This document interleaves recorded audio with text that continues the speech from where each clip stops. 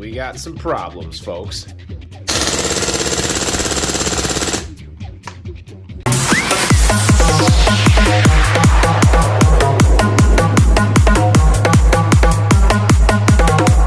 Alright folks, welcome back to the channel. So this is my Modify PP2K. When you get the gun, it's going to come in a case like this, but don't let the beautiful case and the beautiful and proudly displayed PP2K fool you. This thing is a huge fucking pain in anybody's ass, and there's a lot of reasons to talk about that. So obviously, when you flip open the case, the gun will be presented to you like this, except there will be orange paint around the tip, and you will not have an HPA tapped magazine with the modular MP5 adapter by Airsoft UK. So this is an HPA tapped adapter, so that way you can fit SEMA MP5 mags inside of it. So it's these ones, and you literally just kind of rock it in like so, like you would an MP5, and then when releasing it, you actually still pivot it down like that, like an MP5. It's actually pretty cool. These are the SEMA 100 round metal mid-cap magazines. They're pretty cheap and they're accessible, and they work really well. They feed BBs no problem into the gun. So I wanted to use this because I had heard that this gun was terribly inefficient on gas. So you couldn't even make it through a magazine, or one single load of BBs in the magazine, which was 22 rounds through with one charge of gas. You would have to refill the gas before you would have to refill the magazine. Now it did obviously come with a gas magazine, but I kind of broke it, so we will not be able to showcase how inefficient it is on the gas. But I'm going to snag some footage from another YouTube channel to show you what I mean. And then we'll play that, and then, you know, you can see what I mean, and then we'll move on. I was unable to get through an entire extended mag on a single CO2 cartridge. This was insane. It was barely even half. And so when you get the gun, it'll normally be like this, and then it'll have the gas magazine wrapped up in some plastic instead of the Airsoft UK HPA tapped one. There will also be an orange gas router on the top of it that will be here instead of this black one. And then if you're like, where's the instructions or anything, it's behind here. So inside of here, Modify, actually I didn't even really look at everything yet. So they include the instruction manual, which looks like it's actually really well written. There's some barcodes you can scan with your phone, so that way you can get further instructions. And it shows you how to do all the stuff, you know, for loading it, charging it with gas, putting CO2 in, and then how to actually properly load it, how to use the stock. They even show you how to use a magazine as a butt stock, which is really funny. How to use the flashlight, or if you had bought the modular flashlight. I don't know why I keep saying modular. The flashlight unit, how to properly put that on there. It shows you how to load it. It shows you all of this stuff. And then some. I mean, this is actually a really good, this is actually a really great instruction manual. So there's that, and then inside of here you will also get, it looks like a kill rag, and then here is a really long Allen key for hop-up adjustment, which I do recommend you keep handy. And what is this, like some patches and a sticker, or two patches it looks like. So we got Modify, dominate the field with your shitty PP2K, and then the sticker, and then the PP2K emoji holding it. I mean, it's kind of cute. Don't get me wrong, I am kind of bashing this gun, but it's because I am extraordinarily frustrated with it. So I'm going to put all this back in here. So again, if you're wondering where all that stuff was, like I was, just look behind the top foam insert. So now we'll take the gun out of the case, and you pick it up right away. You'll notice it's actually like really nice feeling, and it looks really nice too. Rack on the charging handle, you can tell it's got a pretty solid recoil spring there. It's pretty snappy, and that's probably part of the reason why it has bad gas efficiency, is because it has to move this along with the entire bolt mechanism here, and it's got a stiff recoil spring. But right away it feels like a solid gun. Now there is one part that isn't very solid, and that's the stock.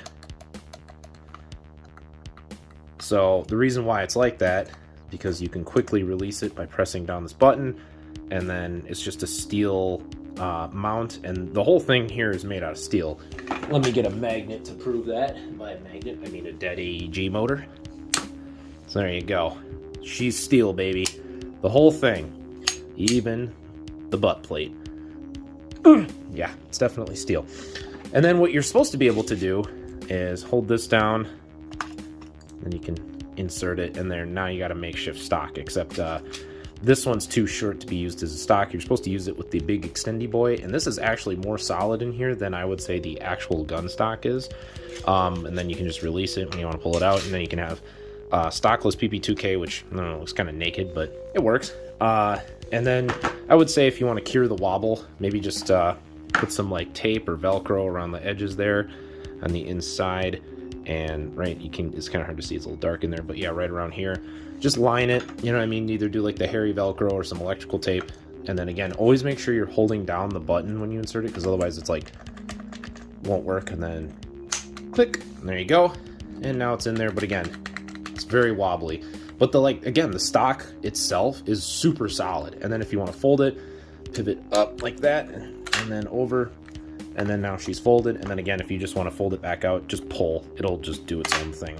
So it's really nice, actually. And the whole thing is really solid. The lower receiver is very solid feeling. The selector switch is super crispy. It's actually really hard to move. Hold on, let me make sure here. There we go. Didn't want to. So really good there. Magazine release has got a very stiff spring behind it. Flash hider's made of steel. This is made of steel. This little part here is made out of steel. This is like some kind of aluminum. I think this is aluminum, and it's sharp too. And then the trigger is made out of steel. Selector switch on the exterior is made out of steel. What's also kind of cool is you see how there's like the 3 dots, and then when you want to go into semi, it just covers the first 2 dots and uses the last one. I don't know. It's kind of neat, but it's also kind of AK-esque in the sense that it's like safe, auto, semi. So that's kind of neat. It's just on the left side. The charging handle thingamadoo is kind of ambidextrous here, and it doesn't really like to stay in the middle always. But then, if you want to disassemble the gun, it's super easy as well. And then we can just talk about the internals real quick. So make sure the magazine's out, rack the charging handle to make sure the hammer is cocked, and then there is this knob right there. You're going to press on it this way, like pinch it. You'll feel it, and then pivot upwards. And like that, it can be a little difficult your first time, but I've disassembled and reassembled this thing like 1,000 times already. And then boom, you already have access to the internal. So here's the upper portion. Here's your recoil spring and guide rod. And there it is. It's really long, actually. Like when you compare that, it's almost as long as the entire upper receiver / barrel assembly. And then you have your hop-up unit right here, and this is the Allen head screw that you have to adjust your hop-up. Righty tighty for more, lefty loosey for less. Now here's the thing that sucks massive dong about adjusting the hop-up, so I'm gonna kind of half-ass put this together. It won't really work. There we go. So in order to get to your hop-up, there's, let's see, let's get some light on it. There's that hole, and then also that hole behind the trigger, and you have to put the Allen key all the way through those holes and then adjust it blindly. Like you just have to get a feel for it until you can feel the Allen head wrench slot into the Allen head screw, and then you'll be able to adjust it. I don't like that. I would honestly recommend that you do it like off the field, like don't do it mid-game. And these come apart. Okay, there we go. Because then what you can do is just turn the screw by hand, and it's a lot easier. Now let's just say if you want to work on any of the guts, you can literally just pull back on this. It gets stuck sometimes, like right up here, because it just likes to. Sometimes you almost just kind of got to be like really forceful. I feel like it comes out easier when you have like the charging handle there to like assist it. Or a recoil spring to assist it. It doesn't really make any sense. So here, we'll put that in there, and then I think it's because it keeps the charging handle kind of like straightened. Maybe not. I don't know. It's just kind of being an asshole. Let's see what's going on here. Why is it getting stuck? Like, get out of the gun. There it goes. Jesus. Something's loose. I don't know. No, I don't know. I think it's fine. Maybe. I don't know, but either way, this part is really not that heavy. It's actually relatively light. I don't even know if it would weigh like half a pound. I think I need to tighten those screws, I'm not gonna lie. There's little rollers on top of the mock bolt / bolt carrier. Here's your nozzle, which has an extremely snappy return spring, which is really good for good feeding. Then up here is your nozzle stopper. Now this is made out of plastic, and that is said to break over time. So I have a CNC one on the way, and it is sold on Modify's website. So that's the first potential problem you could encounter with this gun. And I would recommend you get that replaced. Oh, by the way, this little weird rubber silicone part that goes up front here because it puts tension on this and prevents it from flopping around like it is right now. And it gets tension from this. So I'll show you what I mean. Once this is in there and it's a spring loaded, see how now that's nice and like stiff basically, but then you take it out and it's like, woo. So yeah, there's that. And again, the upper receiver seems to be pretty well made. And then this is the barrel assembly. I believe that part is made out of steel. Yep, the barrel itself isn't. This part is made of steel. The front sight post and also flash hider are made out of steel, but the rest is made out of aluminum. Same goes with the upper receiver. I don't want to just drop it, but yeah. The rail itself is made out of aluminum, it looks like, and it looks like there's some Allen head screws right there that you can detach it with. Modify put this grease in there themselves. I will say, despite the grease, it was extremely like crispy, like in a bad way out of the box. Like it was like, and I had to kind of break it in. And then you get a metal hop-up unit, and inside I have a maple leaf bucking, but I'm going to get rid of that. It doesn't really work all that well in this gun. And the reason why I had that in there is because here is the stock bucking. It is not the Predator bucking. Some websites will be like, comes with the all-new Predator bucking. They're full of shit, okay? I think Airsoft GI literally like said that. It's an accessory for the gun. The Predator bucking, that is. And this is the Predator bucking. It's blue. I got the 65-degree one. And Modify sells it knowing damn well that you're probably going to need to switch this one out.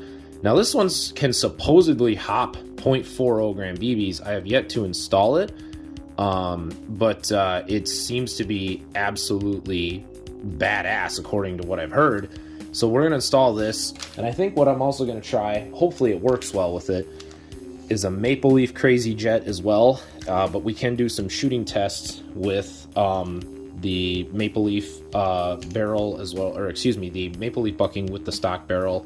It just said on the back, it said that needs to be the best window size is for the should be shown is so 8mm by 2.6.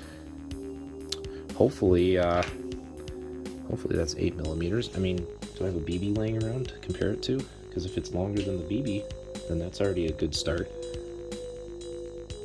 Well, it is. Look at that. I bet you this would work really well with the Predator bucking. These Maple Leaf barrels always have like really big hop-up windows, which I really, really like. So it makes for good shooting. Now, before we do any kind of further shooting, let's talk about the lower trigger unit. So, hold on, let me get the hammer to fall. I'm just being really stupid right now. There we go. All right, so the hammer and all of that other stuff in there that you see, it's actually all made out of steel. So let me get something to point with. You know what would be really good to point with? The Allen head wrench that came with it. Perfect. So, this part, which is known as the valve knocker, that's made out of steel. This part right here, don't know what it's called, but I know what it does. This is what allows the hammer to fall. That's made out of steel. I think this is the valve knocker reset. This will, I think that's made out of steel, and the valve knocker housing, I think is, or that might be the part that's not. So I'll show you what I mean. There, that helps it reset. So I think that's the part that's not made out of steel. And then down in here you have these two parts right here, which are the sears, I believe, and they are made out of steel. The whole hammer is made out of steel. Then right here is a part of the selector switch mechanism. It's kind of hard to see, but that right there is made out of steel. This silver part, this is what houses the whole trigger assembly. That is not made out of steel, but it's metal, so it should be fine. And then if you want to take this out, there's an Allen head screw way down in there, which this will not work for. Yeah, no, I'm just messing with it. Yeah, it doesn't work, but it's right there. You have to take that out, and then you have to take off the selector switch part, like I said, and that has a tiny Allen head screw on it, which makes it a massive pain in the ass. and then you have to punch out these 2 pins from this way. So punch them out that way, but take off this first, because then you can remove your selector plate, so you can make room for those pins, and then they will come out. And then also there is a connecting bar from the trigger up here, which is that like kind of weird maroon colored part, and then this bar runs all the way to your sears, and that is made out of steel. So these parts are super well reinforced on paper, and if you're like, well, prove it. So there you go. That's sticking to the trigger components. So yeah, it's all steel. Let's make the hammer fall. Show it even better. There you go. Look at that. Look at that. I mean, that's the real deal right there. So yeah. With that said, these are all made from really high quality parts, but there's a problem. So notice how I have this pin sticking out? Well, that's to make the trigger move smoother, because otherwise when it's all the way in, it doesn't move as smoothly and it gets gummy. So I'm gonna snag a clip from Modify's website and play it briefly so you can see an issue. Oh no, the trigger locked in the back. So what's happening there is that when you would pull the trigger in semi, it would get locked back and then you'd have to push it forward. And that's because the sear wasn't able to reset. So the way that this works is this will fall, and then let's say you're holding the trigger, so then that catches it right there, and then when you let go of the trigger, that moves off of the hammer, and then this sear catches it again, so it doesn't just keep falling. So the reason why that part is like filed away or worn away is because I actually did legit file it away, and then I put some sandpaper on it, so that way, or I sanded it with some very fine grit sandpaper. Yeah, I mean, I guess I put it on there, but I didn't like just put it on it. I filed it away so that way it would make it smoother, so then that way this would have an easier time getting off of the sear, like the sear would let it go. And then what I also had to do was go inside and stiffen up the stock trigger spring. So then that way it had an easier time resetting the trigger. So honestly, like, there really wouldn't be much of a problem if Modify would just do 2 things. There is grub screws on the bottom of this trigger housing unit that help adjust the trigger springs. If they just fixed them in place with some decent Loctite, so that way you could still move it when needed, but yet you didn't have to like they didn't move on their own, that would solve one of the problems. And then if they just made the trigger spring itself a little longer and a little stiffer, and then that problem would completely go away. But what I did is I basically modified it so then that way it was a little stiffer, and then on top of that I just did the trick I showed you here where I made it so that way, let me see, there we go. So I made it so that way it could be smoother, and to show this is what you want it to be like. You want it to be stiff but yet very responsive, and if it's not like that, then you will have that problem, and it's a huge pain in the ass. Otherwise, honestly, like, the trigger components, I mean, they should last forever. They're all super strong and made out of steel. If Modify would just fix that issue, it would be a great gun in that regards, but there's more issues to be talked about, unfortunately. So let me put this thing back together. All right, so now PP2K is back together, and so as you'll notice, this really doesn't move because I made some good modifications to it, because otherwise it was a little wobbly in here, especially after taking the mag out and reinserting it a bunch of times. And there's a point to me talking about this, because we're going to plug in my air tank. So I have this Redline Airsoft regulator, which is a really nice regulator, and we're set to right around, I don't know if you can see that, but that next tick right there is 120 psi. Let's see if it'll fall. I think it's because I have it set to like zoom out. It's gonna be a dick, but yeah, 120 psi. So I'm like 2 ticks beneath that. So that's like, you know, little right around 110 or so, which is pretty fair. Maybe like 105 at the least. And so we'll plug this in, and I'm gonna show you an issue that is driving me nuts about this gun. So I mean, it sounds okay. Wait, did you hear that? Why? Well, I'll tell you why. If you just put a little pressure on the bottom, it works fine. But then, you let it go, and I'm putting barely any pressure on this, folks. Barely any pressure when it does that. Like, like, I'm literally resting my hand on it. That's how little pressure it is needed to make it work. But if you just do semi, it seems fine. I don't know what's going on with the whole full auto thing. Also, this is a fat tank, okay? Like, this is a big chonker of a tank, okay? It's a 72 cubic unit with, 3,000 psi max capacity. And so when I was testing this before I recorded and during recording, it was above 1,500 psi. As you can see, it's just barely above 1,000. So to prove how gas inefficient it is, I'm just going to shoot it a little bit.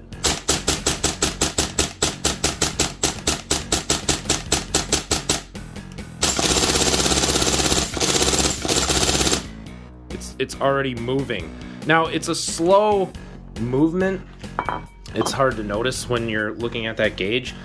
But, I mean, this thing basically chugs air or gas like a modded Hellcat does when some idiot is holding it at wide open throttle during a street takeover. Now, I think it's time we go and we chrono this with some G&G 0.30 gram BBs inside of our SEMA mag. Now it's loaded in there. And again, the mag issue has nothing to do with the AirTac UK adapter, because this is a Modify PP2K mag. All they did was install this adapter to the base, and it's super lightweight, okay? And as you saw, this little thing just flops all over the place when you're shooting. It's super satisfying to rack the slide. But yeah, I mean, it feeds fine, and it's a beast. Now let me get my chrono set up so we can chrono it. Alright, so now we got the chrono. We have 0.30 gram BBs, again, somewhere around 105 to 110 psi. And I will read it. Actually, no, you can see that pretty clearly. So I just gotta hope that I don't hit the side of the chrono. This is kind of hard to do, but here we go. We're gonna take some few shots in semi. I mean, I can't even really use full auto, but I mean, we can try.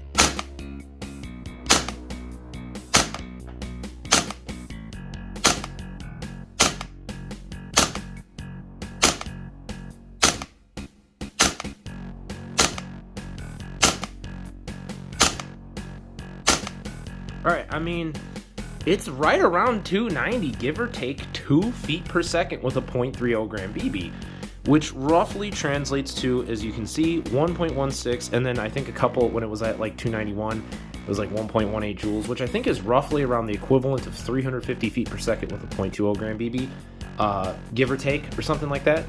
That's not that bad, and this is only at that, what was it? Let me just check again. Oh, never mind. I don't want to lift that all the way up. Yeah, a little over 100 psi. Now let me crank it up. Let's see what it does at 120, which is always kind of just like the max recommended, psi for any kind of a HPA setup here. All right, we got this thing cranked. Let's see what it can really do. All right, first shot might be inaccurate here. That's definitely snappier. Holy moly. 308, that's pretty good. 303.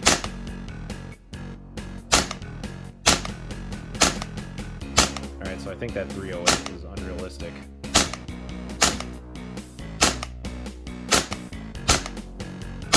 Well, it's snappier. So we're looking at like anywhere between sorry, I was just making sure my PSI held.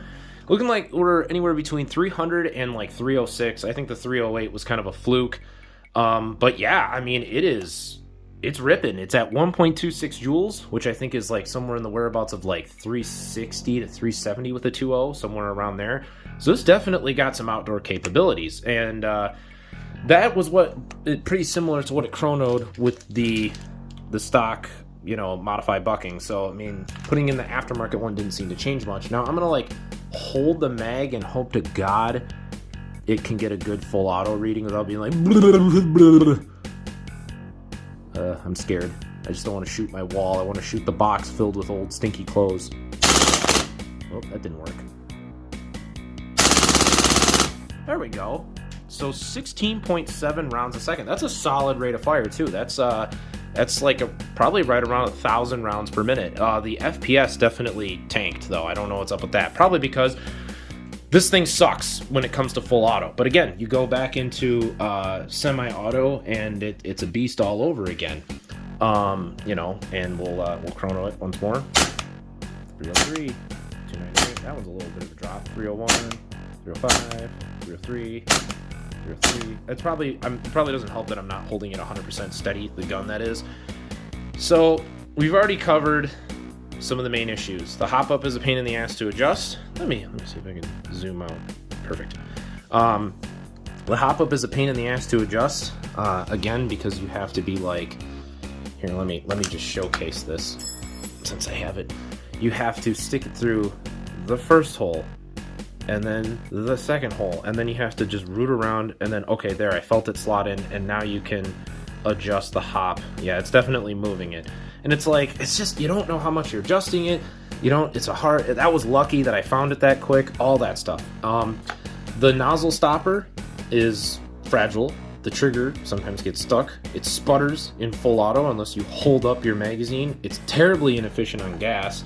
I mean, again, I've already like chewed up some more gas as is. We're a little bit below 1,000 PSI on the tank. I do have a backup tank, which is nice. And then the other issue I had was that with the stock bucking, we'll show it again. This thing, it was trash. So what was happening was sometimes, I'm gonna grab the BB off the floor to visualize this.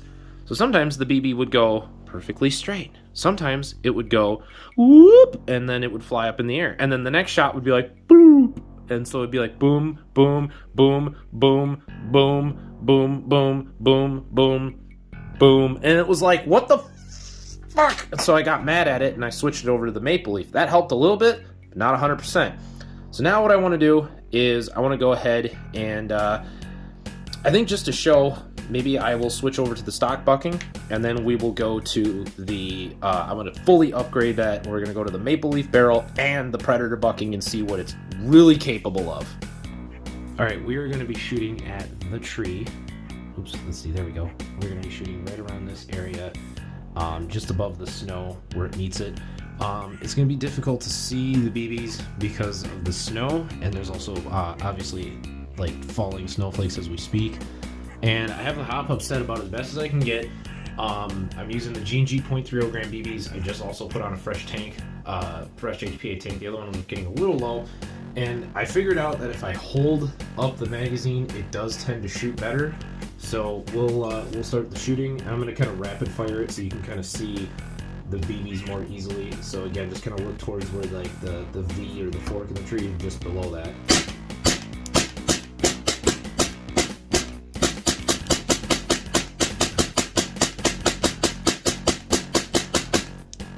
So it's not too bad. I'm going to shoot at the snow just above it, or just beneath it, so you can get a visualization when it kind of goes poof.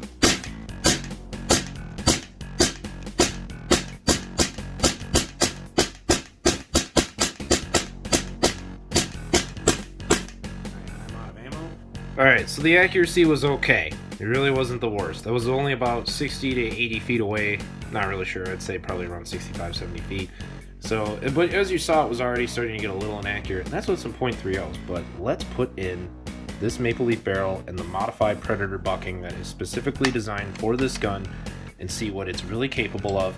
And as a treat, I do have some .40 gram BBs that we can test it with. Alright, ladies and gents, so now I'm going to be shooting at the same spot in the tree, except I already have the hop up preset, and we have the Maple Leaf inner barrel and the Predator bucking with .30 gram BBs. I did a chrono test off camera. Shoots about the same FPS, which is good. So that way there's no... It's actually a tad bit higher because I lowered the PSI, but it still brought it to about 300-ish with a .30. So it's a teeny bit higher, but nothing crazy. Again, I'm going to be shooting... Let's see if I can get my fat finger on the camera, like right in that area. So that way you can tell. And again, I'm going to try to rapid fire it. I did notice an issue again. It seems to be coming about where the thing like light strikes occasionally, even in semi, and even if I hold the mag up. I'll see if holding it up again helps, but I don't know. So again, we're going to just do some shooting.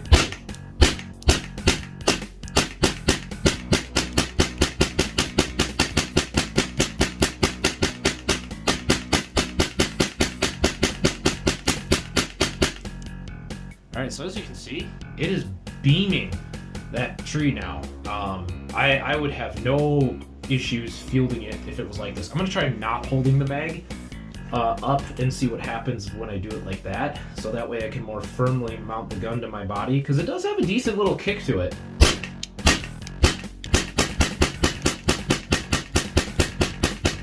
Even there, it is a laser beam. I love this now. So now let me switch to some .40s as promised.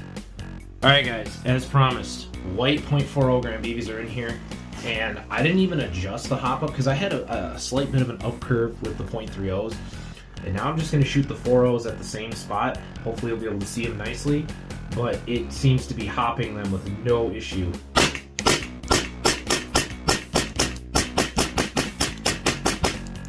It looks like I could turn the hop up a tad bit more even. We'll see what happens. I'm going to pause it and do that. Alright, I'm probably going to run out of BBs here soon, but I have it well adjusted, and we'll see what she does. Let's let it rip. I'm going to try to plant this thing. I'm going to take the best shooting stance that I can to really be as accurate as possible.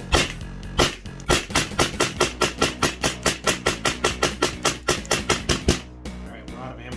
Dude, this thing is a laser with 4.0s. Let's go chrono it with the 4.0s on this new inner barrel and bucking setup too. Okay, so we are back at my chrono range, and I have this magazine partially loaded with some ASG .40 gram BBs. This is a SEMA windowed polymer magazine. This is said to hold, I think, either 120 or 130 rounds. Still an MP5 mag, of course, nothing changed there. But it if it holds a little more ammo, I think it's a tad bit more pricey than those metal 100 rounders. But I mean, it does work in the AirTech UK adapter just fine. I am still at, I'm just looking at it, sorry if my voice sounds far away. It looks like just above 100 PSI. So, you know, maybe roughly like 105 is where it looks like it could be at. So again, we got this thing set to calculate the joules for .40s. All right, let's see here. Oh boy, locked and loaded. I think that worked. There it goes. All right, it was being silly for a second there. I wonder if my nozzle stop is already like fucked, like, because the bolt did something really weird. You know what? Let me pause it and take a look. Well, the nozzle stop is fine, but guys, this is so disappointing. My nozzle return spring is broke. So if there's any, that's probably why it was having that issue where every now and again in semi it'd have a light strike. So, wow, these things are very unreliable. Also, look at all the wear I already put on the bolt. So yeah, I'm gonna put this back together now. But god damn. So I did make an order from Modify, and I do have a couple of nozzles in there.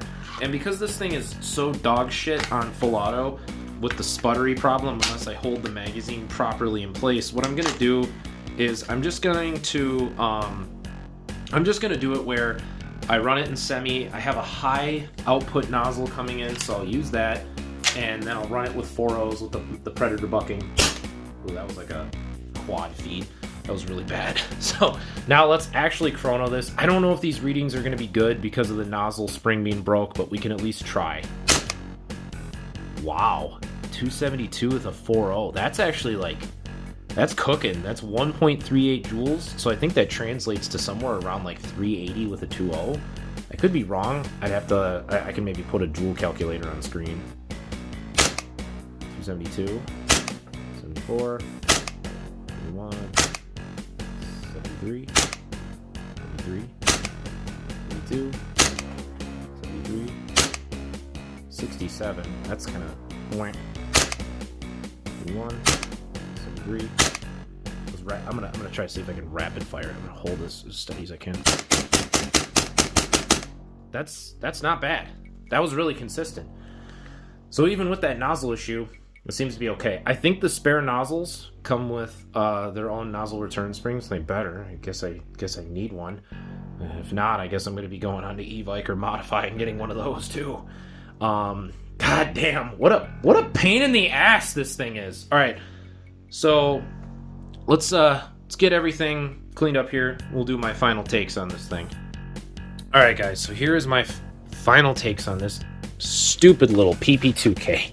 So let's take that out. All right, here we go. Final impressions. All right. So first off, when I started shooting for the accuracy test and I switched over to this new tank, This is a decent sized tank. It's 48 cubic inches, and I was at, let's see, the tick right there. Let's see if I can zoom in. Right there for 2,500 psi. I am just over 1,000. All I did was shoot maybe like 500 shots. 500 or so shots, and it's fucked. It's already down to 1,000 psi, just over, and I need to save that. Yeah, I'm gonna be doing some shit with this soon, and I need that air, but this thing is just chewing it up. But luckily, I'm done testing it, because the results that we saw of installing the Predator bucking plus that Maple Leaf inner barrel was fucking incredible. All right, I loved how well that shot. It didn't really matter if I was holding the magazine up or, you know, like, so when I say I'm holding it up, I'll show you exactly what I'm doing here. I'm going like this, or like, you know, because of the MP5 mag will be inside of it. Where is it? So, you know, it'll be like this. What the fuck? That sounded like there was ammo in it. Oh, because there's still ammo in this. So it'll be like this, and then I'll be holding it like that. So I'll be using it like this. I don't like doing that because it's meant to be held like this. But doing that will, like, holding it like that will help put more pressure on it to help it feed better. And I really just wish that I could throw in this orange gas router, you know, something like that. Because I think the lips on it are a little bit thicker, and they'll make a little bit better contact with the nozzle for better gas efficiency, and that issue might not happen. But the problem is I can't punch these pins out. They're like stuck inside here, and that's how I ruined my first magazine, is actually trying to extract this to put into here, because these pins are way too jammed into the top. So I bent out the frame of the magazine that holds all this stuff in here. So I guess I'm just stuck with the fucker the way that it is, which is super disappointing, but at the same time, at least it was working really well. It chronos really nicely, and best of all, it shot like a laser with the new setup. So this is the stock inner barrel and bucking. This is made out of, I think they say anodized, if that's the correct word, aluminum. It's very lightweight. And then this is the stock bucking, which is filled with like a lot of crud up there, so I'm not really sure where that's coming from. But it really wasn't all that accurate. It definitely needs the Predator bucking. Absolutely needs it. And then I think that 601 helped it out a lot too. And yeah, so I'm not a big fan of this. But all in all, what are my final thoughts of the PP2K? So just to kind of weigh the pros and cons. I mean, first off, the ergonomics of it feel really good. It feels really good to hold it like this. It's got very snappy recoil. It shoots really nicely in terms of like the action. It's very snappy. I mean, we'll do a few more like shootings with it real quick, just to showcase how it actually looks, because I didn't really do that all that well. Hold it up. And for some reason, it seems like, I think it's just because this thing is running. Oh, the nozzle springs broke. That's why it's not working all that well. I was about to be like, let me turn my PSI up. Yeah, nope, that won't help. But yeah, here's a side shot of it with the bolt side. I mean, it's pretty cool. It's a badass little gat. And, I mean, it feels really crispy when you shoulder it. And if the nozzle was working, it's even better, as you guys saw towards the beginning of the video. And again, the controls of it and ergonomics of it are really tight. It's definitely meant for a righty. Let me see, how would it be? Yeah, no, you would have to pull your hand back like that. Yeah, if you're a lefty, this gun is not for you. Not for you at all.